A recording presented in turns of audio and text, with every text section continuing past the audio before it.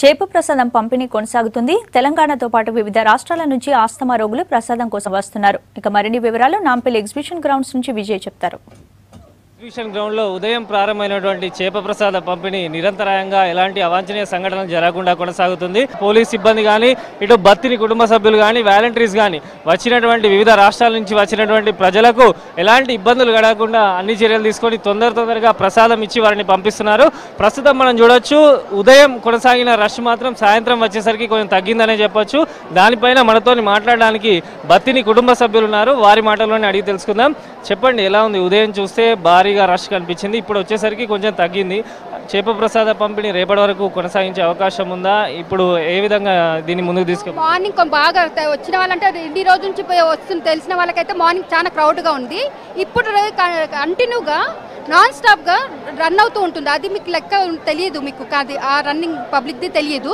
So ఇది night total 24 hours night mid night అంతా మీరు నడుస్తూనే ఉంటుంది. మార్నింగ్ ట్రైన్స్ ఏవైతే వస్తాయో ఎక్కడెక్కడ దూర ఢిల్లీ నుంచి వేరే స్టేట్స్ నుంచి వచ్చిన ట్రైన్స్ ఇప్పుడు దిగుతారు కాబట్టి ఇప్పుడు నైట్ అంతా ఉంటుంది. మీకు అందిన సమాచారం ప్రకారం ఎంతమంది చేప ప్రసాదాన్ని తీసుకున్నారు? ఇంచుమించు ఇప్పటి వరకు కూడా దాదాపుగా మా అంచనాల ప్రకారం 3,50,000 మంది వరకు కూడా వచ్చి అనుకుంటున్నాము.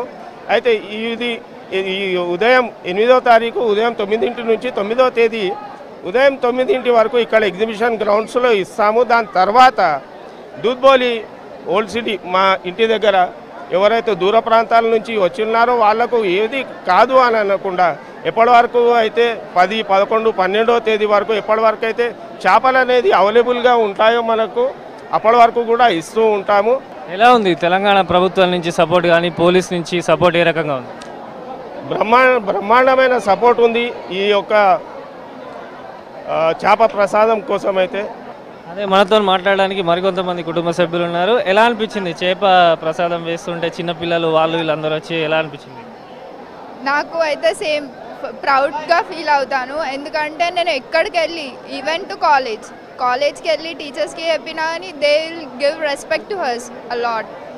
అదే కాదు, ఇంకా ఏంటంటే వాళ్ళకి మేము చెప్తూ ఉంటే వాళ్ళకి ఎవరైనా ఆస్తమా పేషెంట్స్ ఉంటే వాళ్ళకి హెల్ప్ చేసినట్టు, సర్వీస్ రెండర్ చేసినట్టు చాలా ప్రౌడ్గా ఫీల్ అవుతాను. మొత్తానికి చూసినట్టయితే నిరంతరాయంగా ఎలాంటి అవాంఛనీయ సంఘటనలు జరగకుండా చేప ప్రసాద పంపిణీ ఇక్కడ కొనసాగుతున్నది. రేపు ఉదయం 9 నుంచి 11 గంటల మధ్యలో వరకు కూడా ప్రసాద పంపిణీ కొనసాగిస్తామని బత్తిని సోదరులు చెప్తున్నారు. Over to studio.